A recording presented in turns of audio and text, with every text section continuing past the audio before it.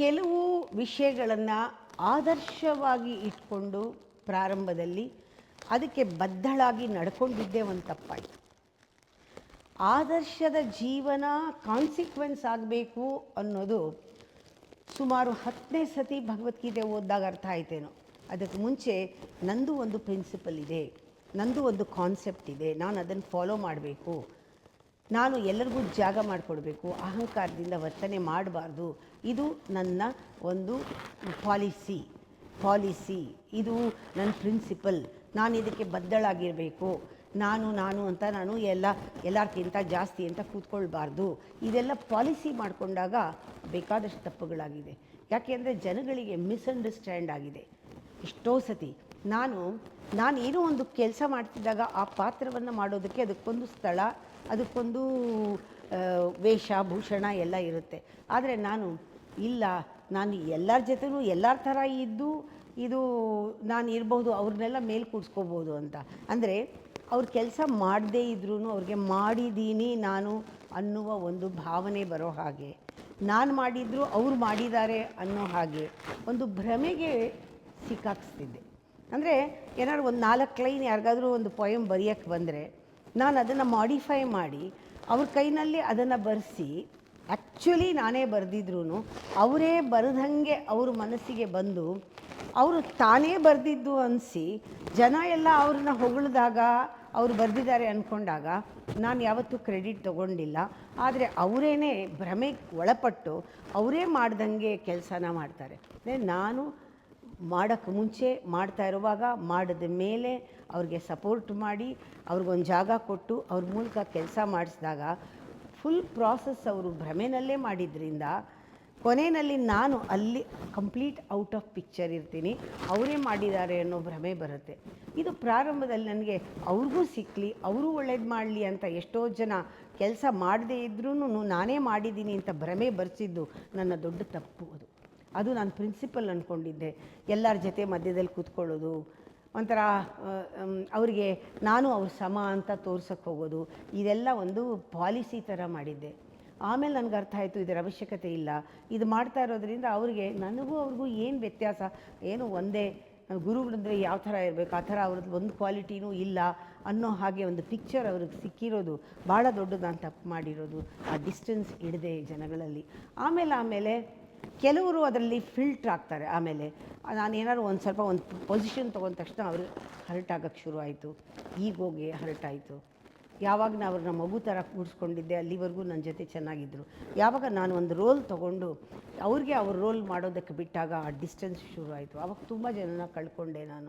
ಹಾಗೆ ಎಷ್ಟೋ ಸತಿ ಆದರ್ಶಗಳು ನಮ್ಮನ್ನೇ ತಿಂದುಬಿಡುತ್ತವೆ. ಒಳ್ಳೆಯ ಆದರ್ಶಗಳೇ ಅವೆಲ್ಲ.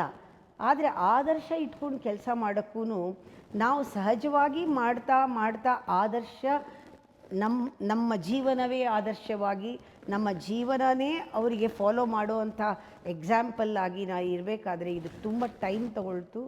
It's a very big transformation inside me. It is very big transformation ನೋಡೋರಿಗೂ ಕೂಡ ಹೀಗಿದ್ದವ್ರು ಹೀಗಾಗಿದ್ದಾರೆ ಅಂತ ಕಾಣಿಸೋಕ್ಕೆ. ಆಮೇಲೆ ಅವರಲ್ಲಿ ಒಂದು ವಿಶ್ವಾಸ ಉಂಟಾಗೋಕ್ಕೆ, ಅವ್ರ ಪ್ರಶ್ನೆಗಳಿಗೆಲ್ಲ ನಾನು ಉತ್ತರ ಕೊಟ್ಟರೂ ಕೂಡ ನಾನು ಹೇಳ್ತಿದ್ದೆ ಉಪನಿಷತ್ನಲ್ಲಿ ಅದಿದೆ ಅಂತ. ಇಲ್ಲ, ಇಲ್ಲಿದೆ ಉಪನಿಷತ್ತು ಅಂತ ಹೇಳಿದ್ರೆ ಅವ್ರು ನಂಬಲ್ಲ ಅಂದ್ಕೊಂಡು. ಆದರೆ ಇವಾಗ ಧೈರ್ಯವಾಗಿ ಹೇಳ್ತೀನಿ, ಯಾವ ಪುಸ್ತಕನೂ ನಾನು ಓದೋದು ಬೇಕಿಲ್ಲ, ಒಳಗಡೆಯಿಂದ ಅದು ಬರುತ್ತೆ, ನನ್ನ ಗುರು ನನ್ನೊಳಗೆ ಮಾತಾಡ್ತಾನೆ ಅಂತ. ಈ ಹೇಳೋ ಧೈರ್ಯ ಅವಾಗಿರಲಿಲ್ಲ. ಅವಾಗ ಹೇಳ್ತಾ ಇದ್ರೂ ಕೂಡ ಅಲ್ಲೆಲ್ಲಿಂದ ಹೇಳಿದ್ರು, ಯಾರೋ ಹೇಳಿದ್ರು ಅಂತ ಹೇಳ್ತಿದ್ದೆ. ಯಾಕೆಂದರೆ ನಂಬಲ್ಲ ಅವರು ಅಂತ. ಯಾಕೆಂದರೆ ಆ ನಂಬಿಕೆ ನನ್ನಲ್ಲೇ ಇರಲಿಲ್ಲ. ಆ ಥರ ಎಷ್ಟೋ ಸತಿ ನನ್ನನ್ನು ಪರೀಕ್ಷೆ ಮಾಡಿಕೊಂಡು ಇವಾಗ ಅದು ಯಾವುದೂ ಇಲ್ಲ, ಯಾವ ಆದರ್ಶವೂ ಇಲ್ಲ, ಯಾವ ಪ್ರಿನ್ಸಿಪಲ್ಲೂ ಇಲ್ಲ. I am beyond all that. I am ಆದರ್ಶ, I am the principle, I am truth. Whatever I say is me, actually me, my vibrations, my voice, my decision, my commitment, it's me. ಒಳಗಡೆ ಬರ್ತಾ ಇರೋ ಆ ಗುರುನೇ ನಾನು ಅನ್ನೋದು ಅದು ಬರಬೇಕಾದ್ರೆ ಬಹಳಷ್ಟು ವರ್ಷ ಹಿಡೀತು. ಸುಮಾರು ಒಂದು 25-30 ವರ್ಷ ಹಿಡೀತು ಅನಿಸುತ್ತೆ. ಅದು ತಪ್ಪು ಮಾಡಿ ಕಲಿತು ಆದರೆ ಇನ್ನೊಂದು ಸತಿ ತಪ್ಪು ಮಾಡಿಲ್ಲ. ಎಷ್ಟೋ ಸತಿ ಬೇರೆ ತಪ್ಪುಗಳನ್ನ ಮಾಡಿದ್ದೀನಿ, ಬೇರೆ ಪಾಠಗಳು ಸಿಕ್ಕಿದೆ, ಬೇರೆ ಸಿಚುಯೇಷನ್ನಲ್ಲಿ ಬೇರೆ ಲೆವೆಲ್ಗೆ ರೈಸ್ ಆಗಿದ್ದೀನಿ. ಅದರಿಂದ ಅದು ಇಡೀ ಜೀವನ ಕಲಿಯೋದಾಗಿದೆ.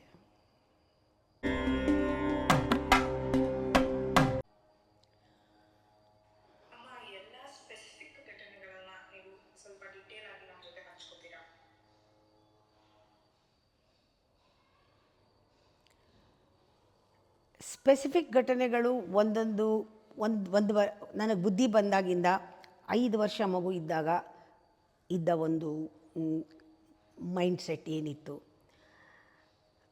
ಆಮೇಲೆ 10 ವರ್ಷ ಏನು ಚೇಂಜ್ ಆಯಿತು, 20 ವರ್ಷಕ್ಕೆ ಏನು ಚೇಂಜ್ ಆಗಿತ್ತು, 30 ವರ್ಷಕ್ಕೆ ಏನು ಚೇಂಜ್ ಆಯಿತು, ಹಾಗೆ 10 ವರ್ಷ ಇಟ್ಕೊಂಡ್ರೆ ಒಂದೊಂದು ಸ್ಪೆಸಿಫಿಕ್ ಘಟನೆಗಳಿದೆ ನನ್ನ ಜೀವನದಲ್ಲಿ.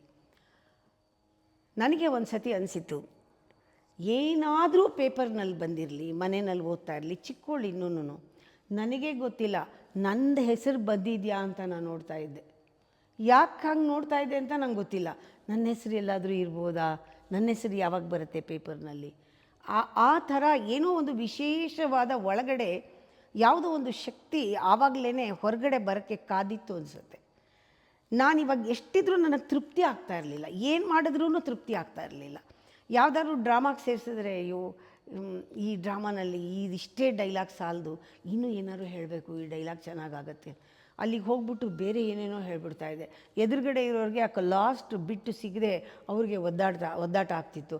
ನಾನು ಎಲ್ಲಿ ನಿಲ್ಲಿಸ್ಬೇಕೋ ಅಲ್ಲಿ ನಿಲ್ಲಿಸಿದೆ, ನನ್ನದೇ ಒಂದು ಡೈಲಾಗ್ ಹೇಳಿಬಿಟ್ರಾಗ ಎದುರುಗಡೆ ಇರೋರು ಕನ್ಫ್ಯೂಸ್ ಆಗಿ ಟೀಚರ್ ಹತ್ರ ಬೈಸ್ಕೊತಾ ಇದ್ದೆ. ನಿಂದೆಲ್ಲ ಯಾಕೆ ಹೇಳ್ತೀಯ ನೀನು, ಅವ್ರಿಗೆ ಕನ್ಫ್ಯೂಸ್ ಆಗಿದೆ, ಎಲ್ಲಿಗೆ ನಿಲ್ಲಿಸ್ಬೇಕು ಅಲ್ಲಿಗೆ ಇಲ್ಲ, ಇದು ಹೇಳಿದ್ರೆ ಚೆನ್ನಾಗಿರುತ್ತೆ ಅನಿಸ್ತು ಹೇಳ್ತಾ ಇದ್ದೀನಿ. ಆ ಥರ ತಲೆಹರಟೆ ಮಾಡ್ತಾಯಿದ್ದೆ.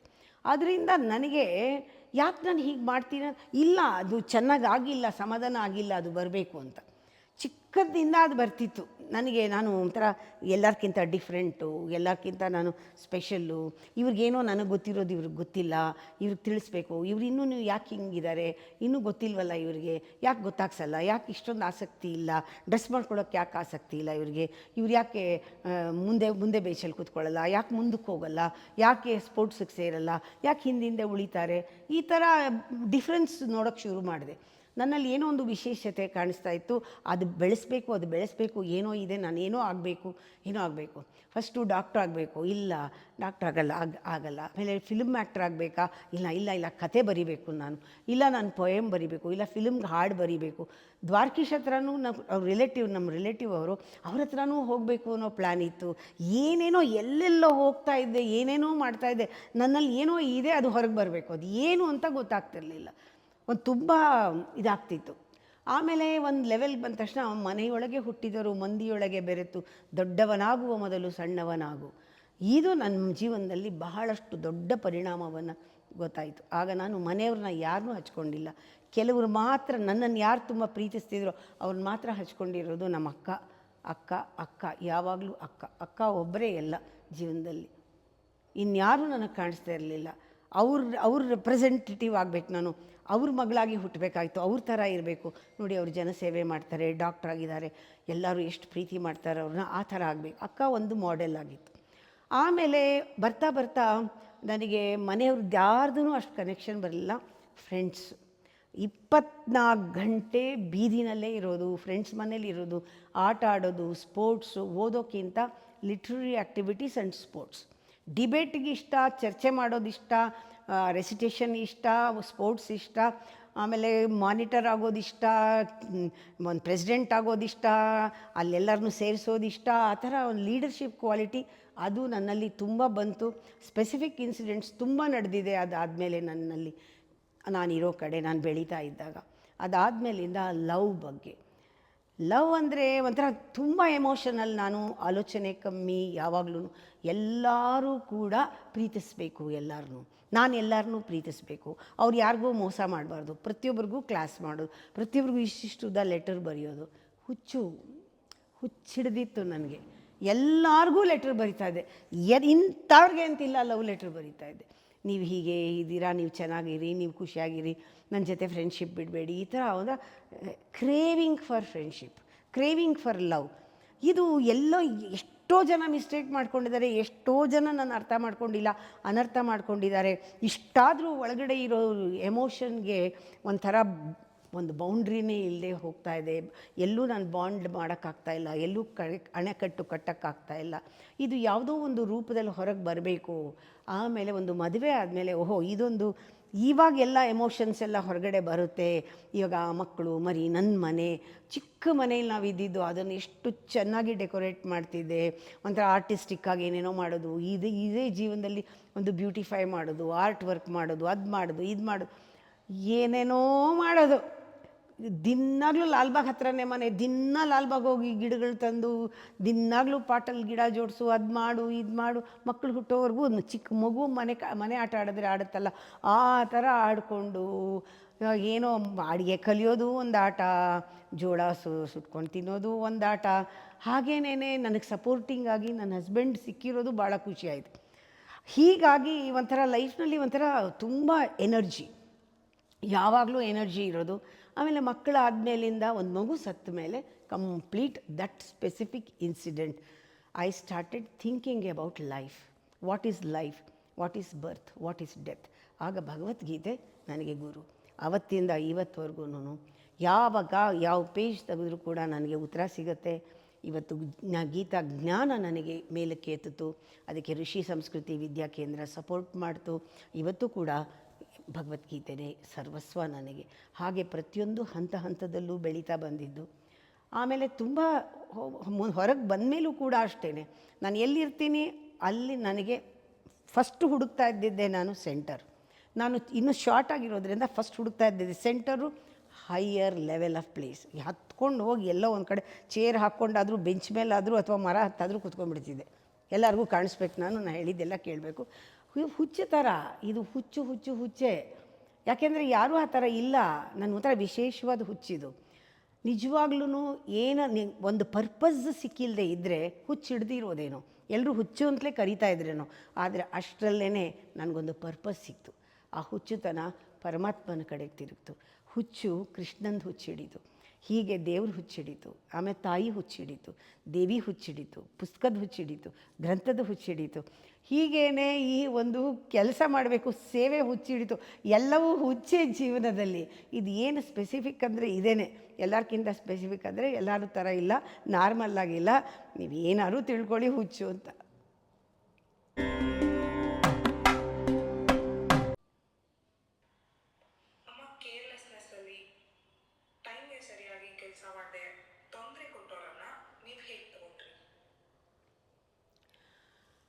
ಟೈಮ್ ಅಂತ ಬಂದಾಗ, ಕಾಲ ಅಂತ ಬಂದಾಗ ನನಗೆ ಕಾಲವೇ ದೇವರು. ಆ ಮೊಮೆಂಟಲ್ಲಿ ಜೀವಂತವಾಗಿ ನಮಗೆ ರೆಸಿಪ್ರೊಕೇಟ್ ಮಾಡೋಕ್ಕೆ ಟೈಮ್, ನಮ್ಮನ್ನು ನಾವು ನೋಡ್ಕೊಳ್ಳೋಕ್ಕೆ ಕನ್ನಡಿಯಾಗಿರೋದು ಟೈಮ್, ನಮ್ಮನ್ನು ತಿದ್ದಕ್ಕೆ ನಿಲ್ಲೋದು ಟೈಮ್. ಆ ಟೈಮ್ನಲ್ಲಿ ಆ ಸಂದರ್ಭ ನಮಗೆ ಗುರು. ನಾನು ಅದನ್ನು ಕೃಷ್ಣ ಅಂತಲೇ ನೋಡೋದು. Time is Krishna, Krishna is time for me. ಕಾಲಪುರುಷ ಅಥವಾ ವಿಧಿ ಅಥವಾ ಟೈಮ್. ನಾನು ಅಷ್ಟೊಂದು ಅದಕ್ಕೆ ವ್ಯಾಲ್ಯೂ ಕೊಟ್ಟಾಗ ಆ ಟೈಮ್ಗೆ ಯಾರು ರೆಸಿಪ್ರೊಕೇಟ್ ಮಾಡ್ತಾರೋ ಅವ್ರ ಮೂಲಕನೂ ಕೂಡ ನನಗೆ ಕೃಷ್ಣನೇ ಕಾಣೋದು. ಯಾರಿಗೆ ಆ ರೆಸಿಪ್ರೊಕೇಷನ್ ಇದೆ ಅವರಿಗೆ ಆ ಟೈಮ್ನಲ್ಲಿ ಕೃಷ್ಣನ ಜೊತೆಗೆ ಕೆಲಸ ಮಾಡೋಕ್ಕೆ ಒಂದು ಆಪರ್ಚುನಿಟಿ ಸಿಗುತ್ತೆ. ಒಂದು ಟೈಮ್ಗೆ ಬೆಲೆ ಕೊಟ್ಟವರೆಲ್ಲ ಆ ಟೈಮಲ್ಲಿ ಇರ್ತಾರೆ. ಯಾರು ಕೇರ್ಲೆಸ್ ಆಗಿರ್ತಾರೆ ಅಂದರೆ ಅವರು ಕೇರ್ಲೆಸ್ ಅಂದರೆ ಇದ್ರ ಬಗ್ಗೆ ಅಲ್ಲ, ಅವ್ರ ಆ್ಯಟಿಟ್ಯೂಡೇ ಕೇರ್ಲೆಸ್ಸು. ಯಾರು ಟೈಮ್ಗೆ ಬೆಲೆ ಕೊಡಲ್ಲ ಅವರು ಕೇರ್ಲೆಸ್ಸೇ. ಅಂದರೆ ಕೇರ್ಲೆಸ್ ಅಂದರೆ ಏನು, ಅಲ್ಲಿ ಫ್ರೀಡಮ್ ಇರಲ್ಲ ಅವ್ರಿಗೆ, ಕೇರ್ ಫ್ರೀ, ಇಷ್ಟ ಬಂದಂಗೆ ಇರೋದು. ಅಂದರೆ ಜವಾಬ್ದಾರಿ ಇಲ್ಲದೆ ಇರೋದು, ಪರಿವಿಲ್ಲದೆ ಇರೋದು, ಮಾಡೋದ್ರ ಬಗ್ಗೆ ಜವಾಬ್ದಾರಿ ಇದ್ದಾಗ ಕಮಿಟ್ಮೆಂಟ್ ಇಲ್ಲದೆ ಇರೋದು. ಈ ಥರದವ್ರಿಗೆ ಟೈಮ್ ಅಂದರೆ ಲೆಕ್ಕನೇ ಇಲ್ಲ. ಅವ್ರು ಮಾಡಿದ್ದೆ ಅವ್ರು ಇಷ್ಟ ಬಂದಾಗ ಅವರು ಉಪಯೋಗಕ್ಕೆ ಬರಲ್ಲ, ಅಂದರೆ ಒದಗ ಬರಲ್ಲ, ಆ ಟೈಮ್ಗೆ ಸಿಗಲ್ಲ. ಅವ್ರ ಆ್ಯಟಿಟ್ಯೂಡೇ ಆ ರೀತಿ ಆಗೋಗಿರುತ್ತೆ. ಅವ್ರು ಯಾವಾಗಲೂ ಕೂಡ ಕರೆಕ್ಟ್ ಟೈಮ್ಗೆ ಮಿಸ್ ಆಗಿರ್ತಾರೆ. ಎಲ್ಲ ಮುಗಿದ ಮೇಲೆ ಬರ್ತಾರೆ. ಯಾವ ಟೈಮ್ನಲ್ಲಿ ಅವ್ರಿಗೇನೋ ಸಿಗಬೇಕಾಗಿರುತ್ತೆ ಅದು ಸಿಗೋದಿಲ್ಲ. ಅವರು ಮುಂಚೆ ಬಂದು ಹೊಟ್ಟೋಗ್ತಾರೆ ಅಥವಾ ಆಮೇಲೆ ಬರ್ತಾರೆ. ಒಟ್ಟಲ್ಲಿ ನಾನು ಗಮನಿಸಿದ್ದೀನಿ, ಕೆಲವು ಸಿಗೋದೇ ಇಲ್ಲ. ಅವರು ಅಲ್ಲಿದ್ದರೂ ಪ್ರಯೋಜನ ಆಗೋದಿಲ್ಲ. ಅವರು ಬಂದಿದ್ದರೂ ಅವ್ರಿಗೇನು ಸಿಗಬೇಕು ಅದು ಸಿಕ್ಕಿರಲ್ಲ. ಕಾಣಿಸ್ತಾ ಇರುತ್ತೆ ಇದು. ನಾನು ನೋಡ್ತಾ ಇರ್ತೀನಿ, ನಾನು ಹೇಳ್ತೀನಿ ಎಲ್ಲ ಮುಗಿದ ಮೇಲೆ ಬಂದಿದ್ದೀರಾ, ಅವ್ರಿಗೇನು ಅನಿಸಲ್ಲ. ನನಗೆ ಅವ್ರು ಏನು ಕಳ್ಕೊಂಡಿದ್ದಾರೆ ಅಂತ ಗೊತ್ತು. ಯಾಕೆಂದರೆ ಅವ್ರಿಗೆ ಗೊತ್ತಿಲ್ಲ ಕಳ್ಕೊಂಡಿರೋದು ಏನು ಅಂತ, ಅದಕ್ಕೆ ಬೆಲೆನೂ ಇಲ್ಲ ಅವ್ರಿಗೆ. ಕಳ್ಕೊಂಡಿದ್ದೀವಿ ಅಂತ ಅನಿಸೋದೂ ಇಲ್ಲ. ಇದನ್ನು ಕೇರ್ಲೆಸ್ನೆಸ್ ಅಂತ ಹೇಳಬೇಕು, ಕಮಿಟ್ಮೆಂಟ್ ಇಲ್ಲ ಅಂತ ಹೇಳಬೇಕು, ಅರಿವಿಲ್ಲ ಅಂತ ಹೇಳಬೇಕು, ಯಾವುದೋ ಒಂದು ಅವರು ಒದಗಿ ಬರೋದಿಲ್ಲ. ಅದರಿಂದ ಅವ್ರನ್ನ ಮ್ಯಾನೇಜ್ ಮಾಡೋದು ಅಥವಾ ಅವ್ರನ್ನ ಕಂಟ್ರೋಲ್ ಮಾಡೋದು ಇಲ್ಲವೇ ಇಲ್ಲ. ಅವರು ನನ್ನ ಮಾರ್ಜಿನಿಂದ ಹೊರಗೆ ಇರ್ತಾರೆ. ಅಂದರೆ ಕೆಲವ್ರಿಗೆ ಟೈಮಿಗೆ ಬರೋಕ್ಕಾಗಲ್ಲ, ಆದರೂ ಕಮಿಟ್ಮೆಂಟ್ ಇರುತ್ತಲ್ಲ, ಅವ್ರಿಗೆ ನಾನು ಯಾವತ್ತೂ ಫುಲ್ ಪೇಜ್ ಮಾರ್ಜಿನ್ ಕೊಟ್ಟಿರ್ತೀನಿ. ಅವರು ಯಾವತ್ತೂ ಕೂಡ ಅವರಿಗೆ ತಾವು ಬರದೇ ಇದ್ದರೂ ಅದಕ್ಕೇನೇನು ಮಾಡಬೇಕೋ ಎಲ್ಲ ಮಾಡಿರ್ತಾರೆ. ತಾವು ಇಲ್ಲದೇ ಇದ್ರೂ ಅದು ನಡೆಯೋ ಹಂಗೆ ಮಾಡಿರ್ತಾರೆ. ಅವ್ರ ಪ್ರೆಸೆನ್ಸ್ ಇಲ್ಲದೇ ಇದ್ದರೂ ಪ್ರೆಸೆನ್ಸ್ ಫೀಲ್ ಮಾಡೋ ಹಂಗೆ ಮಾಡಿರ್ತಾರೆ, ಅಥವಾ ಅವ್ರ ಆ್ಯಬ್ಸೆನ್ಸ್ ಆದರೂ ಫೀಲ್ ಮಾಡೋ ಹಂಗೆ ಮಾಡಿರ್ತಾರೆ. ಅವ್ರಿಗೆ ಬೇರೆಯೇ ಅವ್ರ ಟೈಮ್ ಇರೋದ್ರಿಂದ, ಟೈಮ್ಗೆ ಬೆಲೆ ಇರೋದ್ರಿಂದ ಅವ್ರಿಗೆ ಬೇರೆ ಪ್ಲೇಸ್ ಕೊಡಬೇಕಾಗತ್ತೆ. ಅವ್ರು ಇಲ್ಲದೇ ಇದ್ರೂ ಇಲ್ಲದೇ ಇರೋರಿಗೆಲ್ಲ ಒಂದೇ ಪ್ಲೇಸ್ ಕೊಡೋಕ್ಕಾಗಲ್ಲ. ಇಲ್ಲದೇ ಇದ್ದರೂ ಇರೋರಿದ್ದಾರೆ, ಇದ್ದರೂ ಇಲ್ಲದೇ ಇರೋರಿದ್ದಾರೆ. ಅದರಿಂದ ಬಹಳ ಇದು ಚತುರವಾಗಿ ತುಂಬ ನ್ಯಾಕ್ ಥರ ಇದನ್ನು ನೋಡಬೇಕು. ಎಷ್ಟೋ ಸತಿ ನನಗಾಗತ್ತೆ, ಅವಾಗ ಅನ್ಕೋತೀನಿ, ನಾನು ಯಾರು ಇದ್ದಾರೋ ಅವರೇ ಪರಮಾತ್ಮ ಕಳಿಸ್ಕೊಟ್ಟವರು. ಯಾರು ಮಾಡ್ತಾ ಇದ್ದಾರೋ, ಯಾರಿಗೆ ಆಸಕ್ತಿ ಇದೆಯೋ ಅವರೇ ಇವತ್ತು ಇರಬೇಕಾಗಿ ಬಂದಿದೆ. ಅದರಿಂದ ಅವರೇ ಮುಖ್ಯ ನನಗೆ. ಬರದೇ ಇರೋರನ್ನ, ಇಲ್ಲದೇ ಇರೋರನ್ನ, ಟೈಮ್ಗೆ ಒದಗಿ ಬರದೇ ಇರೋರನ್ನ ನನಗೆ ಪೇಜಿಂದ ಅವರು ಔಟ್ಸೈಡ್. ಅವ್ರು ನನ್ನ ಮಾರ್ಜಿನ್ಗೂ ಇರೋದಿಲ್ಲ, ಮಾರ್ಜಿನಿಂದ ಔಟ್ಸೈಡ್ ಅವರು ಇರೋದೇ ಇಲ್ಲ. ಕೆಲವರು ಇಲ್ಲದೇ ಇದ್ದಾರೆ, ಅವ್ರು ಯಾವತ್ತೂ ಇರ್ತಾರೆ. ಹಾಗೆ it's very deep subject. Time ಅಂದರೆ ದೇವರು ಅಂತ. ಅದರಿಂದ ದೇವ್ರಿಗೆ ರೆಸ್ಪಾಂಡ್ ಮಾಡಬೇಕಾದ್ರೆ ಅಹಂಕಾರ ಇಲ್ಲದೇ ಇದ್ದರೆ ಆಗತ್ತದು.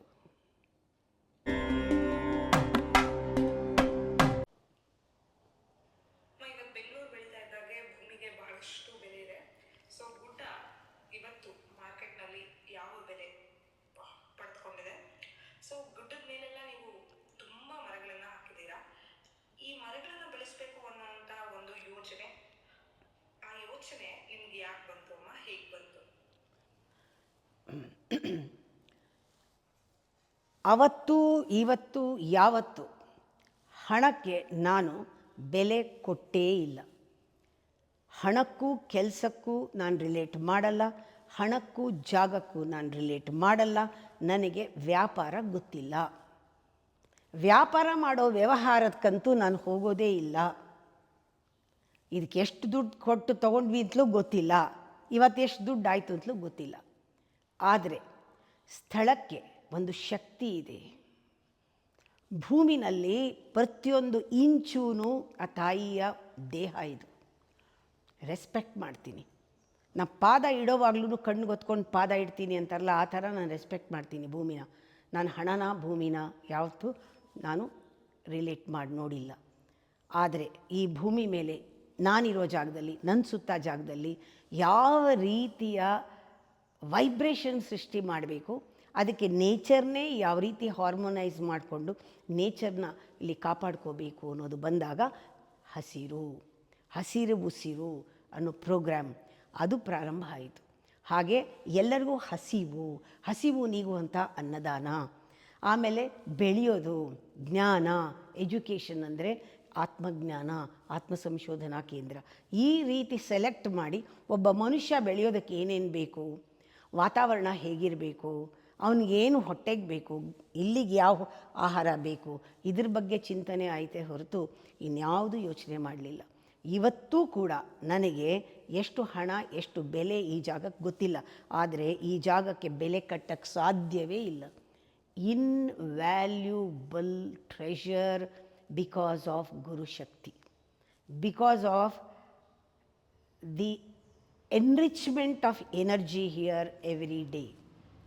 ಯಾವ್ಯಾವ ಒಂದು ಗ್ರಹಗಳು ಇಲ್ಲಿ ಪ್ರತಿಷ್ಠಾಪನೆ ಆಗಿದೆಯೋ ಅದು ಕಾಪಾಡ್ತಾ ಇರೋ ಜಾಗ, ಕ್ಷೇತ್ರಪಾಲ ಇರೋ ಜಾಗ, ದೈವಿ ಶಕ್ತಿ ಇರೋ ಜಾಗ, ಶಕ್ತಿ ಪೀಠ ಇರೋ ಜಾಗ, ಮಹಾಮೇರು ಇರೋ ಜಾಗ, ಅಮ್ಮ ಧ್ಯಾನ ಮಾಡೋ ಜಾಗ, ಎಲ್ರಿಗೂ ಧ್ಯಾನ ಹೇಳ್ಕೊಡೋ ಜಾಗ, ಧ್ಯಾನ ಮಂದಿರ ಇರೋ ಜಾಗ, ಸೂಕ್ಷ್ಮವಾದ ಜಾಗ. ಇದಕ್ಕೆ ಬೆಲೆ ಕಟ್ಟಕ್ಕೆ ಸಾಧ್ಯನೇ ಇಲ್ಲ.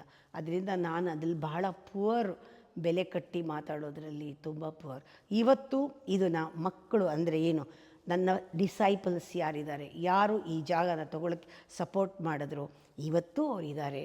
ಇವತ್ತೂ ಮುದುಕರಾಗಿದ್ದಾರೆ ಅವರು. ಇವತ್ತೂ ಅವರ ಹೆಸರಿನಲ್ಲೇ ಇದೆ. ನನ್ನ ಹೆಸರಿಗೆ ಮಾಡಿಕೊಂಡಿಲ್ಲ, ಟ್ರಸ್ಟ್ ಹೆಸರಿಗೂ ಇನ್ನೂ ಮಾಡಿಲ್ಲ. ಅವ್ರಲ್ಲಿ ಇದೆ. ಯಾಕೆ ಅಂದರೆ ಮಕ್ಕಳ ಹೆಸರಿನಲ್ಲಿದ್ದರೆ ಯಾವತ್ತಾದರೂ ಟ್ರಸ್ಟಿಗೆ ಬರೀತಾರೆ, ಯಾವತ್ತಾದರೂ ಬರೀತಾರೆ. ಅವರೇನು ಪಬ್ಲಿಕ್ ಪ್ರಾಪರ್ಟಿ ಇದು. ಇದರಲ್ಲಿ ತೊಗೊಂಡಿದ್ದು 4 ಲಕ್ಷ ಇರ್ಬೋದು, ಇವತ್ತು 40 ಕೋಟಿ ಖರ್ಚು ಮಾಡಿದ್ದೀವಿ ಇದಕ್ಕೆ ಅವತ್ತಿಂದ ಇವತ್ತುವರೆಗೂ. ಅಷ್ಟಿಷ್ಟಲ್ಲ, ಎಷ್ಟು ಮಾಡಿದ್ದೀವೋ ಗೊತ್ತಿಲ್ಲ. ಅದರಿಂದ ಅವ್ರಿಗೆ ಗೊತ್ತು, ಅವ್ರಿಗೆ ಕೊಟ್ಟಾಗ 4 ಆಣೆ, ಇವತ್ತು ಕೊಟ್ಟಾಗ 4 ಕೋಟಿ ಗೊತ್ತಾ, ಅವ್ರಿಗೆ ಲೆಕ್ಕ ಗೊತ್ತಿರೋರೇ ಇರೋರು. ಅದರಿಂದ ಅವ್ರು ಕ್ಲೈಮ್ ಮಾಡೋಕ್ಕಾಗಲ್ಲ ಅದನ್ನು. ಅದರಿಂದ ಅವ್ರ ಹೆಸರಿನಲ್ಲೇ ಇದೆ, ಇರಲಿ, ಯಾರ ಹೆಸರಿನಲ್ಲಿ ಇದ್ರೇನು, ನಾವು ಕೆಲಸ ಮಾಡೋದಷ್ಟೇ. ನಾವಿರೋವರೆಗೂ ನಮ್ಮದು, ನಾವಿರೋವರೆಗೂ ನಮ್ಮದು, ಇರೋವರೆಗೂ ನಾವು ಟ್ರಸ್ಟಿ. ನಮ್ಮ ಟ್ರಸ್ಟು ಇಲ್ಲಿ ಬೆಳೀತಾ ಇದೆ. ಟ್ರಸ್ಟ್ ಬೆಳೀಲಿ, ಎಲ್ಲ ಟ್ರಸ್ಟು ಬೆಳೀಲಿ. ಟ್ರಸ್ಟೇ ಪರಮಾತ್ಮ, ಅದನ್ನು ನಂಬ್ಕೊಂಡಿರೋದು. ಅದಕ್ಕೆ ಯಾವುದಕ್ಕೂ ಬೆಲೆ ಕಟ್ಟೋಕ್ಕಾಗಲ್ಲ ಇಲ್ಲಿ.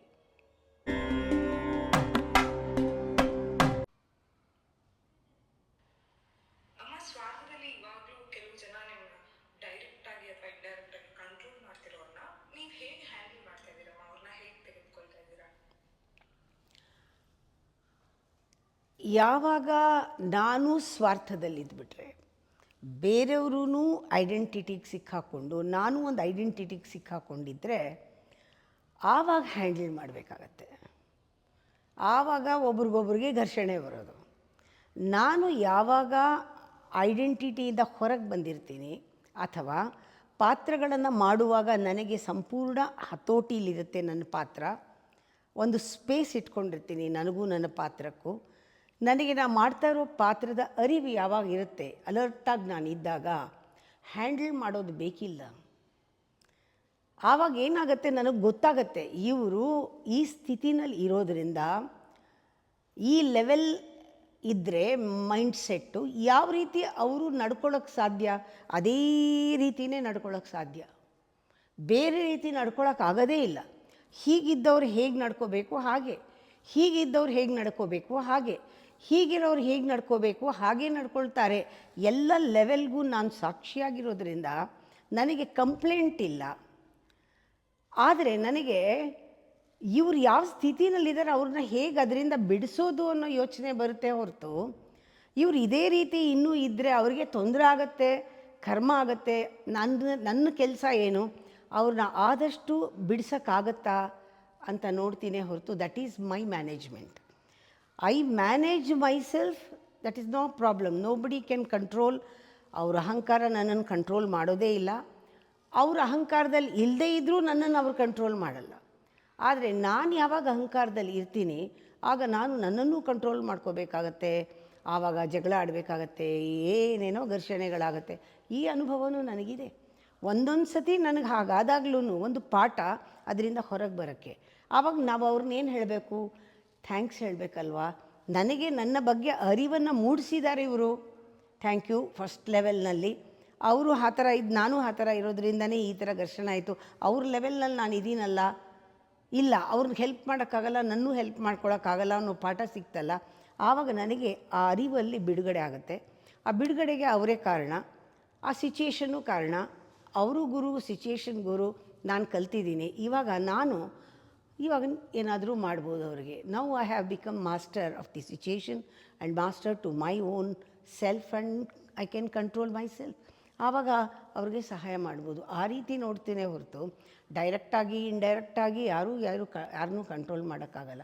ಬಟ್ ನಮ್ಗೆ ಅರಿವಿಲ್ಲದೆ ನಾವು ಸಿಕ್ಕಾಕೊಂಡ್ಬಿಟ್ಟಿದ್ರೆ ಆಗ ನಾವು ಒಬ್ರಿಗೊಬ್ರಿಗೆ ಕಂಟ್ರೋಲ್ ಮಾಡ್ಕೋಬೇಕಾಗತ್ತೆ, ಅದಕ್ಕೇನೇನೋ ಮ್ಯಾನಿಪುಲೇಟ್ ಮಾಡಬೇಕಾಗತ್ತೆ. ಅದು ಯಾವುದೂ ನಡೆಯಲ್ಲ.